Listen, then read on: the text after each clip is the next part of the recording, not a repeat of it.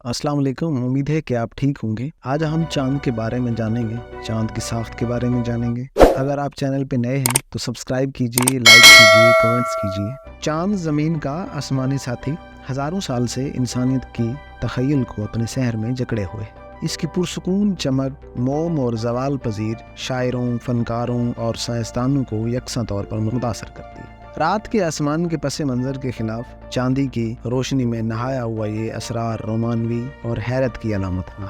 चांद का असर उसके जमालियाती अपील से कहीं ज़्यादा फैला हुआ है। इसकी कश शकल समुद्री लहरों को कंट्रोल करती है, साहिली खतूत और माहौलियाती निज़ाम की तश्कील करती है। इसके मराइल कदीम कैलेंडरों और रसूमात की रहनुमाई करते हैं, वक्त के गुजरने की निशानदही करते हैं। मज़ीद बरा चांद एक आसमानी तजर्बा गाह के तौर पर काम करता है, जो उसके गढ़ों और चट्टानों के ज़रिए हमारे निज़ाम शमसी की इब्तदाई तारीख में बसीरत पेश करता है। इंसानों ने चांद की तरफ कदम बढ़ाते हुए इसकी खाक आलूद सतह पर कदमों के निशानात छोड़े, जो हमारे तजस्सुस और ख्वाहिश का सबूत है। फिर भी हमारी खोज के बावजूद चांद ने राजों की चमक बरकरार रखी है, जो अभी तक मुकम्मल तौर पर अफशा नहीं।